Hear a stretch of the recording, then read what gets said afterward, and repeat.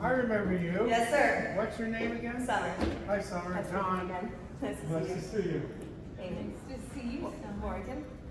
Hi, I'm I Tracy. know you. I know you know me. I know, How you yeah. doing? How are you? Good. Nice to meet you too. All right, have a seat. We're over here. We're over here. Okay, everyone. What are we missing? Summer. All right, guys, welcome back and welcome for the first time in today's visit. Let's start off by talking about you all personally, can I? I would love to know about your acting journey. I want to know how you got involved in acting. Wow. Well, you know, actually, I was at college, and my younger brothers were doing TV commercials, and I didn't like college. Hello. Anyway, I was at college, and my brothers were doing TV commercials, and I got sick of college, and so I quit after 2 years.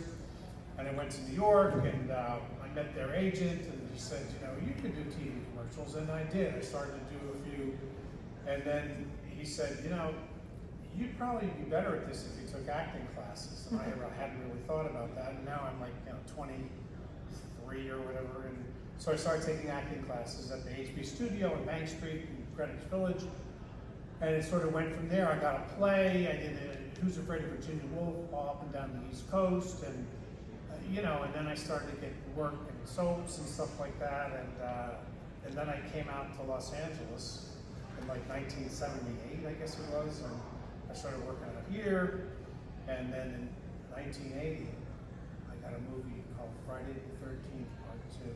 What movie? Friday, let me just explain it here. Friday the 13th, Part 2. Yeah. And anyway, that was how I started. And the rest is history. And the rest is, yeah, that's right, that's right. You're up. Okay. When let's see.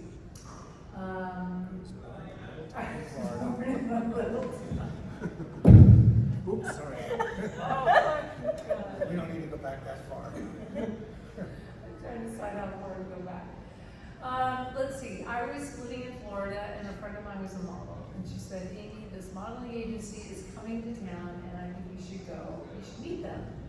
I had makeup. I didn't know what to do.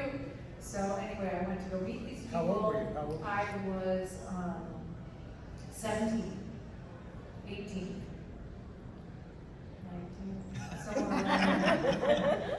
And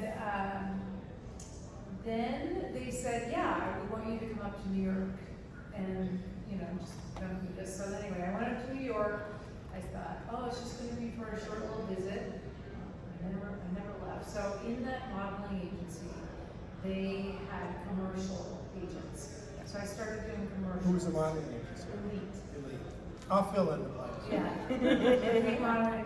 So I started doing commercials, and then that theatrical agent started sending me out for films and things like that, and then it just kind of kept snowballing from there.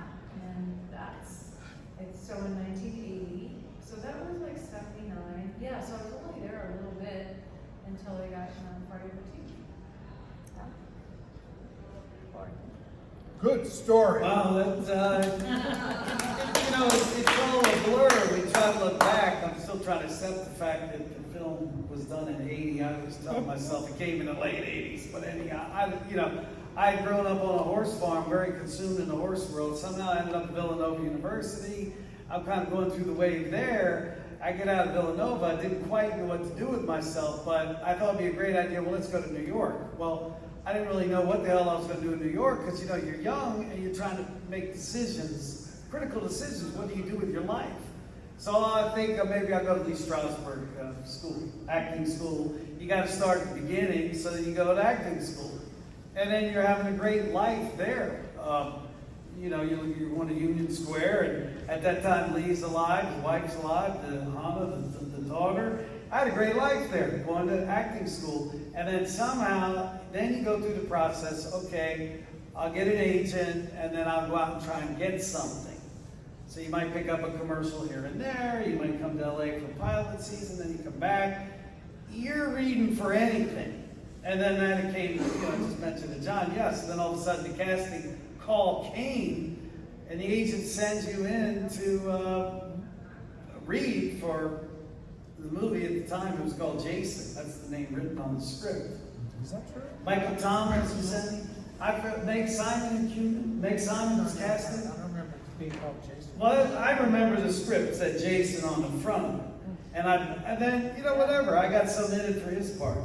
Wait, you did? Yeah, I did. That's how I know the John Fury name off the top of my head, because people said, well, you were supposed to, You read for Paul? I think so. Yeah, I read for that. So you're trying to figure it out as an actor, and you're in acting school, and you're doing this and doing that, trying to find your journey in life. And then all of a sudden, the Jason movie comes along, I guess later called Friday the 13th Part 2. Anyway, so it's all history from there, and then we're all trying to find our place, and then you're living a life going back and forth, LA, New York, back to LA, back to New York. It's great. Trying to find your peace in the journey. And then you get little parts here and there, parts. Anyway. Very good. And here we are now. Parts are parts. You gotta get a part, do something. All right. Hi, everyone. I'm Tracy Savage. I was in part 3, the 3D, highest grossing 3D version movie ever made at the time. Oh, stop bragging. At the time. Stop bragging. Wow. I am Made from more than a Hollywood, a showbiz family. I did my first commercial when I was 2 years old, and we were living in Detroit, Michigan. And I have an older brother and a younger brother, and we were all working in Detroit. And we moved to Los Angeles when I was 6 for the business. And we were here about a week. My brothers and I we all got an agent, and within a week we booked a couple of commercials, and so we knew we were here to stay. My little brother is Brad Savage, and is known he was a Disney kid for years and on a couple of different series, but he's known for Salem's Lot, so a lot of the horror films. He was Brad dating Savage is your Brad little brother? Savage. Brad, Not I said Fred. Fred. Yeah. Sorry. But Danny Glick, you horror fans should remember Danny Glick. That's my kid brother. Anyway, I worked as a child actress. Happy Days, 8 is Enough. My Three Sons, Marcus Welby. Wow, you were in all those shows. What age were you? I worked from the time I was 6 until I was 18, 19. Wow. And I was on Little House on the Prairie for 2 years, semi-regular. Christy Kennedy was my character's name. And I was in college at UCLA, and I was done with the business. When I would go on interviews, I'd compete with Jodie Foster, Christy McNichol, Helen Hunt, and they were amazing actresses. And I was good, I could remember my lines, but I wasn't ever gonna be this brilliant actress, and I knew it, and I was gonna pursue something different. And so I was in college at UCLA. My mom opened up the Savage Agency, which became the #1 kids talent agency in Los Angeles, and it's still going strong today. Really? So she called me, and I was retired. I'm done. Tracy, they're casting for this movie. Mom, I'm in college. I'm not. Well, it might be kind of fun. It's shooting locally, and it's over the summer, so you can do it between semesters. And that was Friday the 13th, part 3. So I was retired. I came out of retirement to make the movie, and a few months after, I moved to Michigan because I was transferring to University of Michigan. And when the movie premiered, I saw it in a little tiny theater in Michigan. The rest of the folks in the audience didn't know that, I'm kind of sitting there, oh my God, cringing as I'm watching myself. But So that was sort of your first semi-adult job, Friday the 13th, Part 3? Well, I've been working my entire... No, I know, but as a kid, you were not past 15 or 16. Right. That's a good point. Right. But I was done with the business, but I did that movie, and I went on to become a broadcast journalist for the next 30 years, worked for NBC here in Los Angeles. And for many, many years, I didn't really want to talk about my showbiz past because I wanted to be taken seriously as a news reporter. I kind of keep quiet about it, but I don't anymore. For the last 10 years, I've loved it. I'm a college professor now, and my students love to hear that Professor Savage was in Friday the 13th. Where are you teaching? At Pierce College in Woodland Hills. Oh, wow. Yeah. So anyway, that's my story. Wow. I'm done. And I say she has the best story. Yeah, She has the best story. Wow, that's- The winner. Oh, She's a journalist. yeah. And what were some of the challenges of playing your respective roles? Getting naked in front of a bunch of people. Oh. That's it. Yeah. That I don't need to say anymore. You were. How'd it look? Does everything Well- look good? There was a shower scene. Oh. And I was 18, and I had to negotiate it for myself. Like, I didn't have my mom on set to protect me, and so I had to Well, stay. didn't you know going in? I that before you did, got I the did, part, you were gonna yes, have to yeah, do that? but you know, what you say and what they say and what they, like, there was a sex scene, and I knew I was gonna be a TV journalist, and I didn't want a shot of my face while having sex with some guy in a movie that's gonna haunt me for the rest of my Wow, career. So wow. I said, you're gonna, and I taught this, I did at 18, I said, you're gonna shoot my feet, and that's all you're gonna see in that scene. So you don't, I just did not want a close-up shot of my face as I'm having sex. So was that a discussion with Steve? Yeah. Yeah. And Steve Miner. the director, yeah, and Mancuso. Damn. Wow. So that was It's a sort of an arty decision, you know, it's probably much more interesting. Yeah, it was, So you were having sex and we looked at your feet. yes. How were the sound effects I don't know. married to that? I don't know. I had a foot stand in. And what were your feet doing? Were they, Yeah, they pretty much were, yeah. they were doing this? Good. That's great. Well, obviously, it's gonna be, you know, blasting through the window to go after Amy. Remembering And dialogue? up until that, obviously, no, I'd never done that before. I was not Mr. Stuntman coming to Kent, Connecticut from Hollywood. No. So it was almost learning as you're going. Yeah, so, yeah, it was pretty shocking. But it, you know, it was quite an experience that we're still talking about. Yeah. And people love it, people love it. They do. So it's quite a memory, quite a chapter. The most challenging part of the Playing film, Jenny. of playing Jenny? Or the film, Kissing, you know? kissing. Yeah, John, having to tolerate John, day in and day out. Never ending. Um, Get up, there's John. I go to Yeah. bed, there's John. You know what, it was living at night for a month. Yeah. You'd start at 6 p.m. and then you'd finish at 6 a.m. and running, and it was cold and being afraid the whole time, and, you know, being on adrenaline. That was definitely the hardest part. You know, there's something about films that I was thinking about the other day that I really miss the camaraderie of the crew.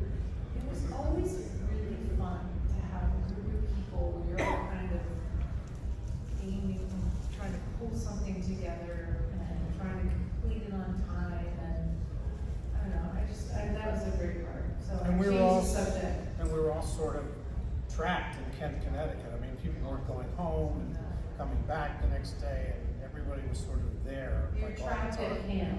You're trapped You're at camp. all cold, you're all hungry, you're all tired, you all get goofy. Why did they shoot? And you know, you couldn't see at the end of the scene, you couldn't see it played back to you. Because they would shoot it, and then that Oh, film yeah, there was content no would playback. later have to get developed somewhere and made into a print. You just kind So of. where today you work, then you're gonna go right up and go look at it, and they're gonna play it right back on the monitor and see if they got the shot. Well, So playback. we had no idea if they got it or if they didn't get it. Yeah, it was a bit of a mystery. Yeah. John, do you have anything most challenging part about playing? What was The best part. Jenny! Yeah, Amy was sort of the best part, yeah. Amy was the best Say part. that again, what? Amy was the best part. Nice, good answer. Yeah. You used to try to like child psychology on him because he's such a But, yeah, the same thing, the challenge of like, I thought we worked like 5 weeks at night and then like a couple of weeks in the day and making that transition. And I remember when we finished, I couldn't sleep at night that well, and all that. I was in that I could sleep in the day, and everything gets your biological clock gets backwards. And but like Amy said, it was fun getting to know people and just sort of being on that set where people didn't get in their cars and go home and not work some days. You don't see them for a week, and yeah, it was fun. And I still am friends with Steve Miner. I still see Steve, and I played golf with him about 3 weeks ago, I think, something like that. Oh, nice, say hello. I will. Yeah. I will. Why did they shoot it in Connecticut? I don't know. No idea. Money, yeah. Because yours was the first one that was shot on the West Coast. The first two were movies. So that was quite a change. I guess. Yeah. Big deal to rent a whole camp at Camp Crystal Yeah. Lake. So they had all these cabins and everyone's living there. I'm sure that was cheaper than putting people in a hotel. And I think most of the people, not me, but I think most of the people they hired were from New York. So as opposed to part 3, I think most of the people were in LA. So that's what I think they shot in Kent, Connecticut. Beautiful little town. And if I'm not mistaken, didn't you go to that prep school briefly Yeah, I for went a to school month or there. a year or something? I was there a couple years before. A beautiful prep school, really pretty prep school right in Kent. And crazy enough, Amy went there. Did you go there for 1 year or 2 years? Like a year and a half. Then you It was a boarding school, no? Yeah. What grade was that? I went there 10th and half of 11th. Had you been living on the East Coast at the time? Yeah, I'm from the East Coast, so I'm from right outside of Philadelphia. And then my parents split, so my dad went to Florida, and then at that time, I went to boarding school. Thank God, it saved my life. And that was Kent? And that was Kent. Wow. Yeah, interesting. And then I just went to Florida for vacation, and then, there was some finance issues with my dad. A couple days before I was supposed to go back to Kent, he said, "Oh, I can't afford to send you back." I was like, what about? Anyway, it Was was. Kent co-ed? Yes. Oh, it was. So I didn't go back, and then I ended up taking a GED up in Bar Harbor, Maine. And then, from there, then I pick up where the story picked up in Florida, going to New York. And then I was in New York for a while, and then I got cast in a series, in LA. So then I was going back and forth. And one more question for Tracy before we turn it over to the audience. What were some of the challenges in filming in 3D? Well, it actually, the big challenge shooting in 3D was that really 3D was the star. And it didn't matter if you read your lines right or not. It didn't matter if you had that perfect read. It didn't matter, you would look to the director and say, it just didn't feel right. He was like, we're moving on, we got it in 3D, that's all. So that was really more important than the script and then the acting. It was really getting those, because those 3D shots were tricky back then. The cameras were much different than what, James Cameron uses for 3D shots. They were big clunky things, 2 cameras side by side, 2 lenses. And so really the lighting had to be perfect. Every shot angle had to be perfect. That was way more important than the actual, what was going on in front of the camera. Yeah. So it wasn't a challenge for me because I could do anything. It was fine as long as the camera worked. As long as they expose film. That's good. Yeah.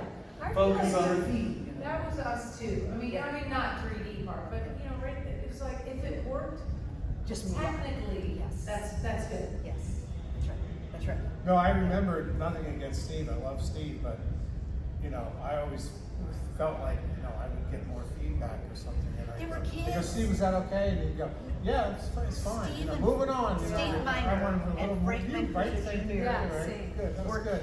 the I just produ- ran to the cabin. I fought Jason. How was that? Yeah, pretty good. Okay, Yeah. we're moving on. The But- producer and the director were kids. They were in their 20s. Who was? Frank Mancuso Jr. and Steve Oh. Miner. They'd show up in their little red Corvettes on the set, Mancuso Jr., get out, kind of walk, and they were kids. They were 25 years old. No, Steve wasn't 25. Not much I older than was that. 28 when we did Friday the 13th, and Steve was older than me, so. Okay, I feel like they No, were. I'm telling you. I believe you, but I feel like they were total kids. Well, yeah, he looked young, sure. Yeah, and Mancuso Jr. was really young. He was pretty young. And special effects comes from, Yeah.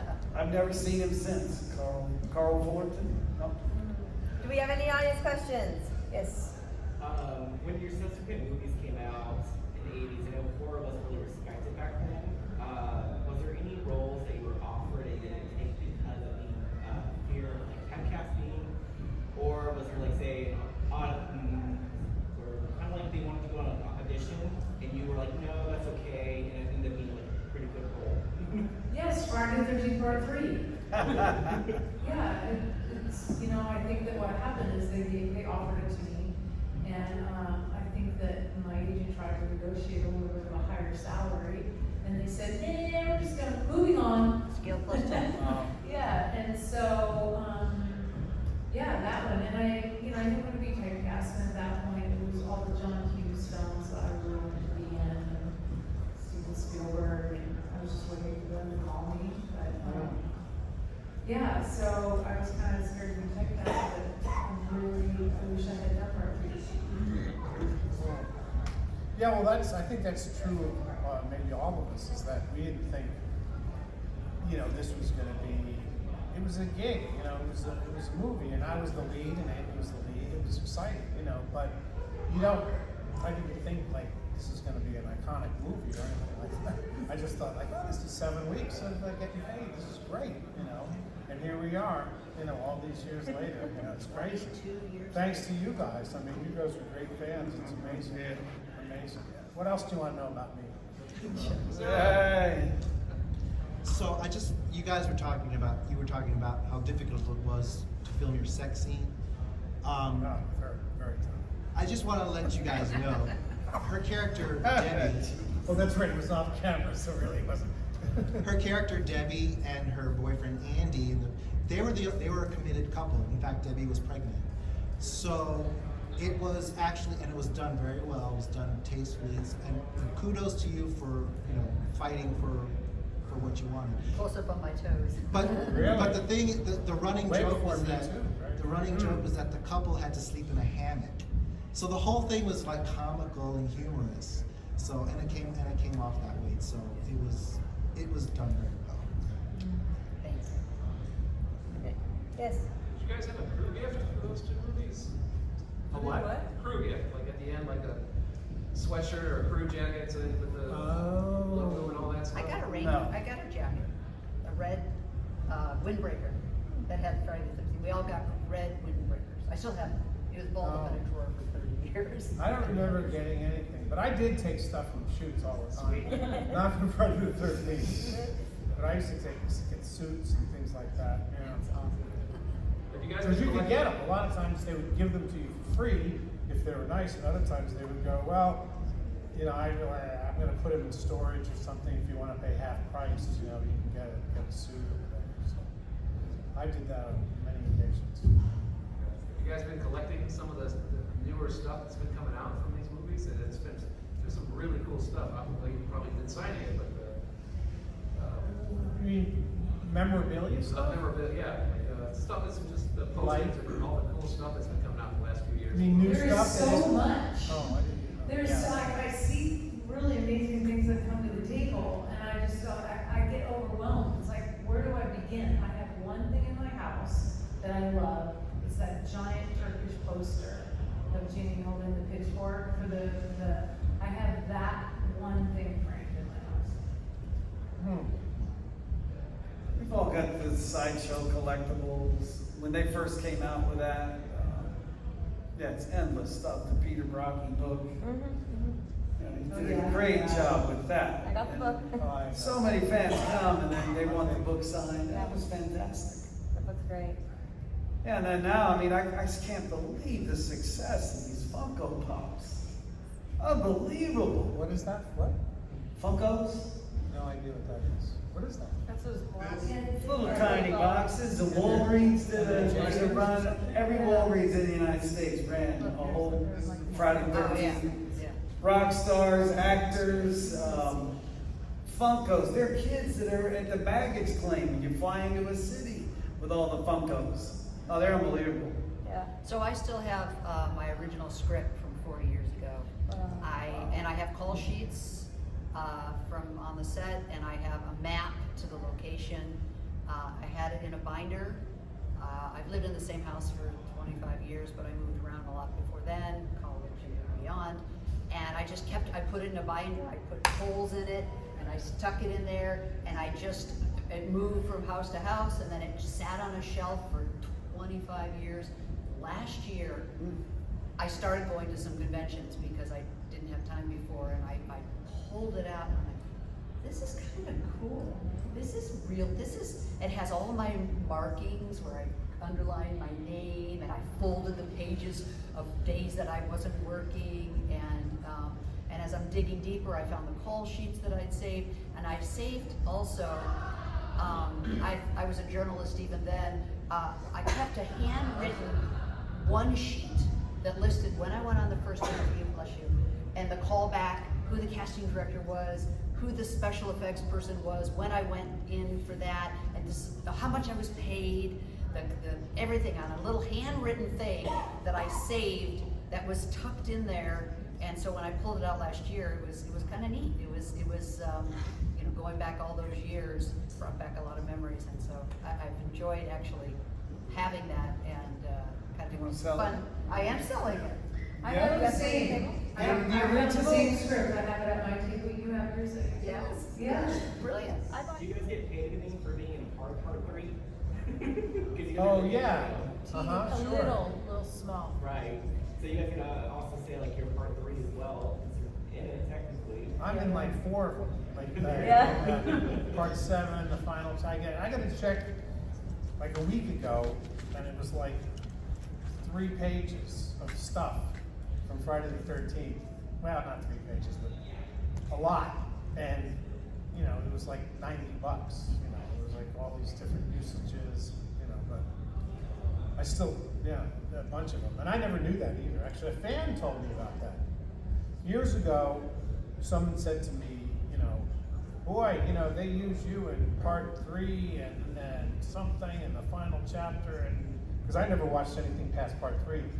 But I said, really? And then cut to like 2 months later, I've called up the union and I'm getting a nice check from nice big fat check from Paramount. Good deal. Yeah, 'cause nobody asked if they could use it. Nobody. So you were getting paid this entire time for the I use of did that get paid. material? I got a nice check because there was back pay, and then another time they used a clip of me on the Tonight Show, and my sister told me about that, and nobody paid me for that, and then I got a good amount of money for that too. Yeah, so they weren't so forthcoming about using clips of people. Yes. Yes, I got 3. So first one is, how were your experience? Like, what have you learned on experiences on set? What do you mean? What do you? Like experiences that you had, like on a movie set. Like, what have you learned? Like life lessons that you learned on. Something important. Be kind. Yes. Be kind. Patience. Don't be an asshole. Be professional. Patience. Patience. And what movie do you wish you could have remade or starred in? I auditioned a bunch of times for Northern Exposure, and I still wish I had gotten that part. And then how about your favorite horror movie character or horror movie you wish you could have been in? My favorite horror movie? Yeah. That'd be Ginny, I think, from part 2. And what I could have been in? Yeah. I don't really feel like I was dying to be in other horror movies. Nothing against them, but anybody else? Yeah, I don't know, maybe with Anthony He did a great Hopkins job in with that. Silence of the Lambs. That film was neat. So that would have been cool to have done something there. I I mean, I read for a lot of great films. I mean, I don't know what the hell happened, but I read for Endless Love. You know, and Martin Hewitt got it. I was going to school with Chris Atkins. Oh, wow. Randy Kleiser put him in Blue Lagoon. I mean, so I was reading for good stuff. But it's hard. You're out here and you're running around with your resume and you're reading and reading and reading. And it's a big letdown. You don't get it. And you know, you might go back to New York and you might try to do something else, rediscover yourself. And what what else could I try to tackle on the journey? And they were changing everybody in the scope and dynamic of Friday the 13th as it went on and on and on. I didn't even talk about it for years until one day lined us all up on Good Morning America. And they had all the changes. It was good. I'd meet C.J. Graham the first time. I forget who was the anchor of Good Morning America at that time. You would know. We have to get that film clip. That'd be fun to have play it at a. That would Peter be fun. Jennings, wasn't Peter Jennings? No, he was ABC. No, it was one of the ladies. Not the morning, he was saying. Joan. London. Joan London. Yeah, that's London. it. Thank you. I couldn't believe it. Yeah, because it was a big drama. Like, well, who are all these people? What are they doing today? So that became a good conversation. Well, what are they doing today? And it was a great story. John, you reminded me, talk about the scenes being used. There was a movie with, probably in the mid-'80s, with Sally Field and Burt Reynolds, and it cuts to, their relationship was troubled, and they had gone on a date, and it turned out that the movie they were going to see, it was just the worst movie and the worst scene, and it was just so awful. Your movie. And it was me! And it was my scene. And I guess my dad was at a movie theater watching this movie, and that was the whole setup, that this is their date, and they're on this movie, and then this horrible scene. Did you get paid? I don't remember. That was what I don't remember if I did. I don't remember. But that was my scene. You know, they picked like a scene that they thought would just be really bad. Did you get a raspberry? I don't even know. I can't remember. Yeah. All right. Yeah. They may still, I think this is finished production. When she was just saying, they called Amy and I about using a clip of us in Mean Girls. And I think Amy was in the original one. And they wanted maybe both of us to be in the new one. I think it's on hold because, you know. That's a good story. That's a story with no end. Is Paul alive? Well, I'm here. Not John. I'm Is a little Paul? older, but is Paul alive?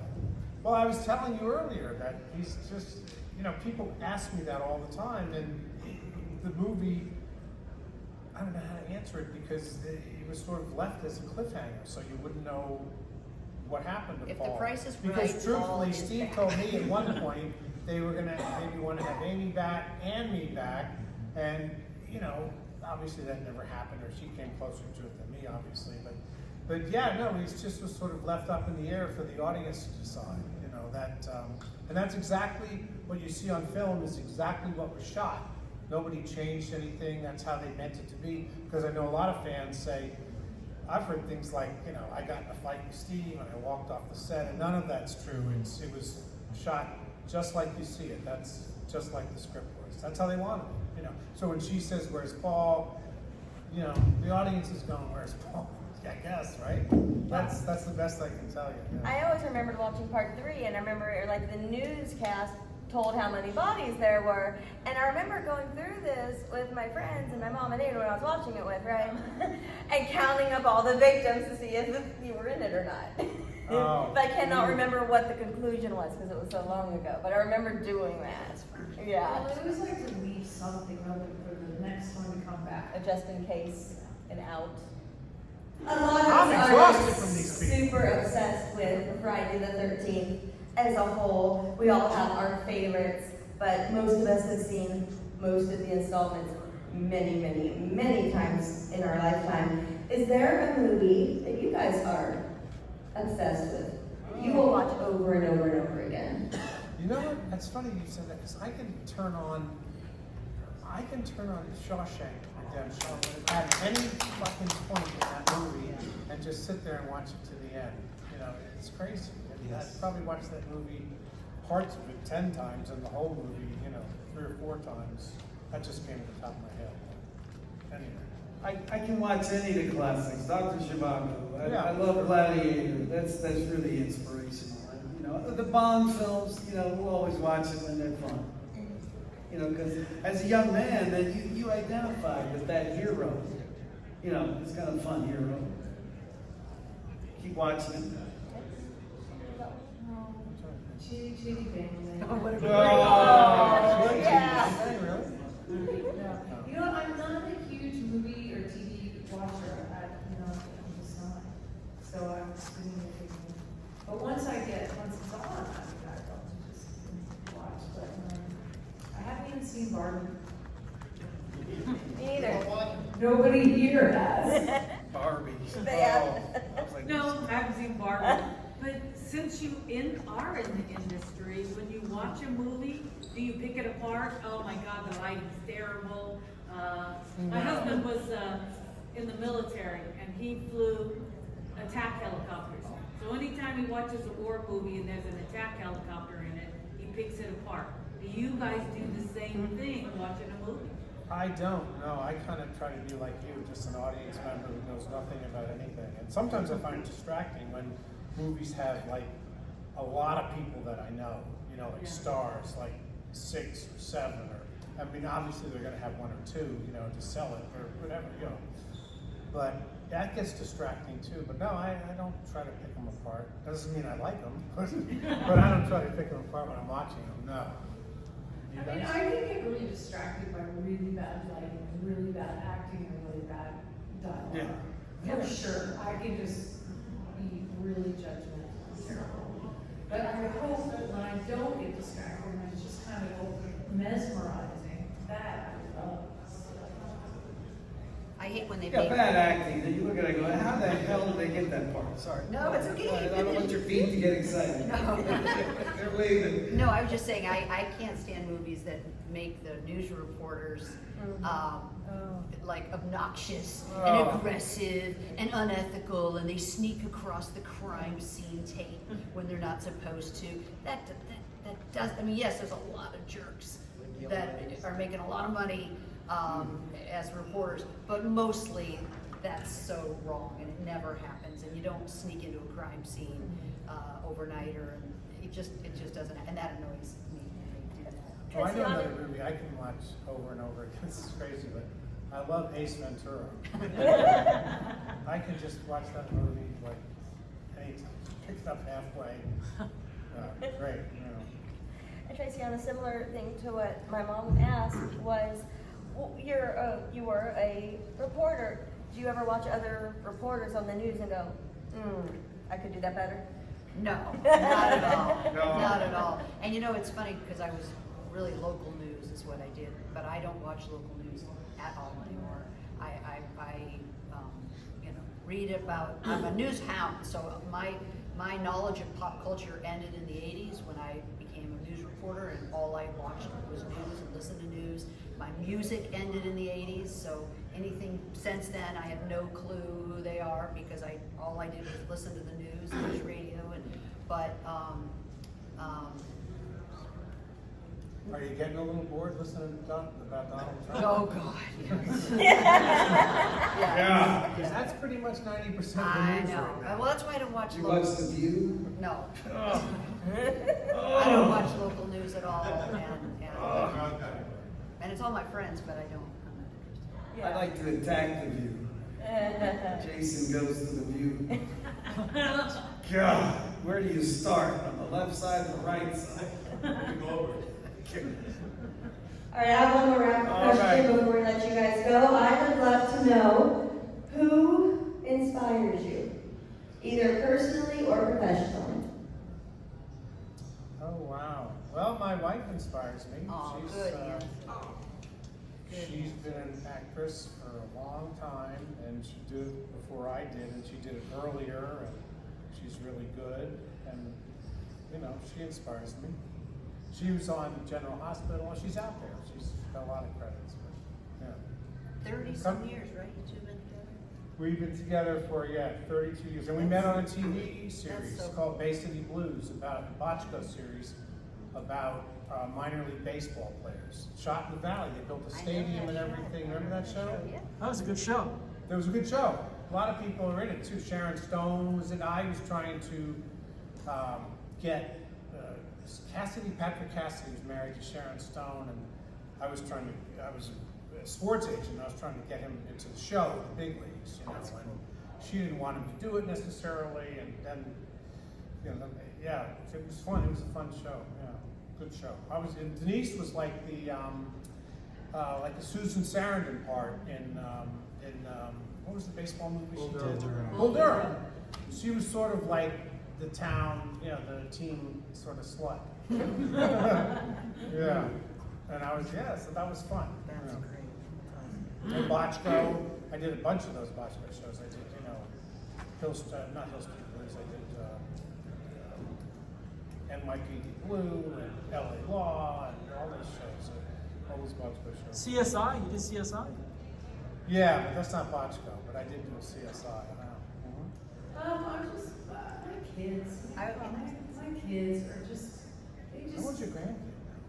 I have a 17-month-old grandson, Lakey. Yeah, Wade, oh my God. But my kids are, my daughters are 34 and 36, and I don't know, they just, when I'm around them, I'm just kind of lit up because you never know what's gonna happen and what's going on in their psyche and where they want to go or what they're disappointed in or what they're, I don't know, so it's always interesting to me. Stirs up your shrink brain. Yeah, my shrink. No, actually, I go blank because I'm just, it's like I'm watching a movie. Who inspires me? Yes, their I personal- go to Nick's. Obviously, I'm inspired by my son. He's 24, so I'm proud of him. Acting wise, I'm loving some of these stunts that Tom Cruise has pulled off, and I keep putting myself going, God damn, how in the hell did he do that? How the hell did he do that? And particularly, they fired the stunt guy because he insisted he was going to do that stunt. You know, he's going off, and then I ask myself, God, how the hell does he do that? Or whatever. And he's not 30 anymore. God damn, and what he did in Top Gun, I'm just inspired by it, and I love everything the military's doing, and it's very inspirational, the whole thing. I play polo, so some of the guys I play with, they're very inspiring to me, because now, I try to keep up with them, some of these Argentine studs, I'm like, God damn. How the hell is he doing that? Anyhow. Awesome. Anything else to add beside your children? No, it's funny, when you asked that question, my phone rang, and it was my 18-year-old son calling me. And I just talked to him. He wanted to know what time I was coming home, to make sure I'm okay. Yeah, but his girlfriend was over, and he wanted to know what time I was coming home. He could be in trouble. Yeah, it's so funny. It's like, you're not checking up on me. You don't really, you just want to know what time I'm walking in the front door. Anyway, yeah, that was my son inspires me. Yeah. Congratulations. All right, everyone, give it up. Thank you.